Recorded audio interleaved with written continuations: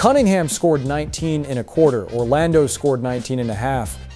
That is not a typo. One player, one quarter, one opposing playoff team, one full half, same number. Orlando shot 4 of 37 from the field in the second half of Game 6, 10.8%, 23 consecutive missed field goals, the longest such streak in any playoff game since the league started tracking play-by-play. 19 total points, the fewest scored in a half in NBA playoff history. Detroit was down 24 at the break. They erased the deficit in 24 minutes. The chalkboard rewrote the second half. This is how 3 halftime coverages produced the worst scoring half on record. Game 6, May 1st, Orlando, Detroit down 24 at halftime. On the road, facing elimination.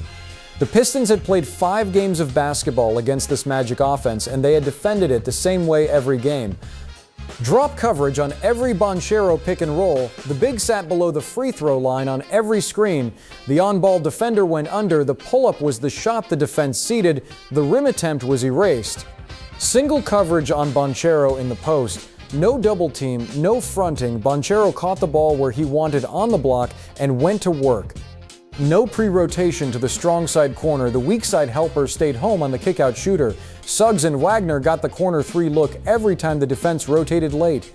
That is a base scheme. That is what every Detroit defender had run on every Magic possession across 5 playoff games. Orlando knew it cold. They had 2 days of film and a shoot-around to prepare for exactly that defense. The offense executed the plan. Banchero pull-ups fell, post-up touches turned into turnaround buckets, strong side corner 3s splashed. The Magic shot the ball the way an offense shoots when it knows what is coming. Halftime score, Orlando up 24. A 24-point lead in a road elimination game is not luck. It is the offense executing exactly what was drawn up against the defense that was scouted. The Magic had 5 games of film. The chalkboard read clean. Detroit had 24 minutes left. The chalkboard had to change. The chalkboard had 1 halftime to do it.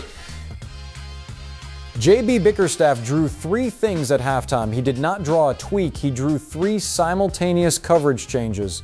Coverage 1, switch every screen. Detroit abandoned drop coverage. Every Banchero pick and roll became a switch.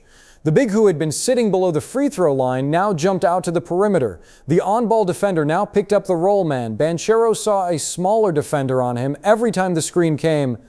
The pull-up math died. The mismatch he wanted was now a defender he could not back down before the next help came. Coverage 2. Deny the post catch above the break. Detroit's wings face-guarded Banchero on every entry. They fronted the post. They forced the first cut to be the only cut. The catch he had made every game of the series from the same spot with the same timing became contested before the ball ever touched his hands. Banchero's touches collapsed. Coverage 3. Strong side corner swarm. Detroit's weak side helper rotated aggressively to the strong side corner on every drive. The kickout 3 vanished. The pass that had been an open Suggs catch and shoot in the first half was now a contested release with a hand in the face. 3 coverages, 1 halftime, no walkthrough, no shoot-around, no muscle memory. The result, Orlando shot 4 of 37 in the second half, 10.8%, 23 consecutive missed field goals, the longest streak in any playoff game since the league started tracking play-by-play, 19 total points, the fewest scored in a half in NBA playoff history.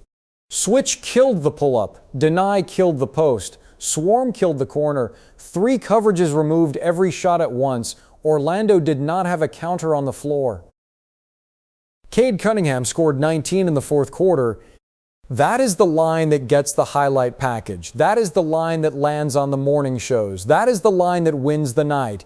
Cunningham scored 19 in 12 minutes of basketball. Orlando scored 19 in 24. One player matched a playoff team's entire half by himself in half the floor time. Both numbers point to the same chalkboard. Cunningham scored against an Orlando team that had just spent an entire half trying to guard a defense it had no answer for. Every Orlando miss became a Detroit transition opportunity. Every Detroit transition opportunity became a Cunningham touch in space. The defense was the engine. Cunningham was the closer. One player matching an opposing playoff team's entire half is a stat that almost never happens. It happens when the other team's offense has stopped working at the structural level. Orlando's offense had stopped working at the structural level. The 4 of 37 half was not a cold shooting night for the Magic. It was the result of 3 coverages removing every clean shot at the same time. The cold shooting and the chalkboard are not separate stories. The chalkboard caused the cold shooting. Without the 4 of 37 half, Cunningham's 19-point fourth quarter is not a comeback. It is a closer than expected loss in a road elimination game. The Magic do not stop scoring. The Pistons do not stop chasing. The deficit holds. The chalkboard is the comeback. Cunningham is the receipt. The numbers, when they sit side by side, prove the order. One man's quarter, one team's half. Same number, same defense behind both. So here is the question the data is forcing. Was Detroit's halftime overhaul a structural answer, or did Orlando's 4 of 37 half belong to one bad night the Magic shoot out of in 72 hours? The honest steelman, and we have to take it seriously, sounds like this. Orlando shot the worst half of basketball any playoff team has ever shot. That is variance. That is cold shooting compounded by deflated body language after Detroit hit 2 early threes to open the third quarter. The scheme did some work, cold shooting did most of it. Banchero is too good to disappear 2 games in a row. The Magic shoot a normal half tonight, and the chalkboard story rewrites itself into a footnote. The problem is that 23 consecutive missed field goals in a playoff game is not cold shooting. The longest such streak in any playoff game since the league started tracking play-by-play does not occur because a team is unlucky. It occurs because every shot every Orlando player took was a shot the chalkboard had specifically taken away. The switch killed the pull-up. The deny killed the post. The corner swarm killed the kick-out 3. Every Orlando attempt was contested, off balance, or beyond the menu they had practiced. That is structure, not variance. 48 hours is not enough time to rewrite a half-court offense against 3 new coverages. Orlando has to teach a counter to each one, install it without practice reps, and execute it in an elimination game on the road. The chalkboard wins twice when it does not have to be invented twice. So here is the verdict delivered cold. Coverage 1, switch every pick. The pull-up math died. Coverage 2, deny the post catch above the break. Banchero's first cut became his only cut. Coverage 3, strong side corner swarm. The kick-out 3 evaporated. 3 coverages, 3 answers, 1 Orlando offense. The Magic could not solve it in 24 minutes, and they have 48 hours to find a counter before Game 7 tips in Detroit. 23 straight missed Orlando field goals followed the chalkboard. 19 points scored in 24 minutes, the fewest points in a playoff half on record. The chalkboard removed every shot at once. The Magic could not draw a counter that fast. Game 7 tips in Detroit tonight. The Pistons defend their chalkboard at home. Game 7 tonight, Detroit at home.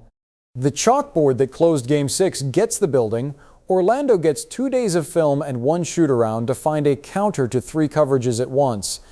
We will see whether the Magic answer in time or whether the chalkboard wins twice in 72 hours. Next episode of Chalk Tactics, we go inside the league's most ambitious switching scheme and ask whether what one team built holds up when every other team has the tape. Until then.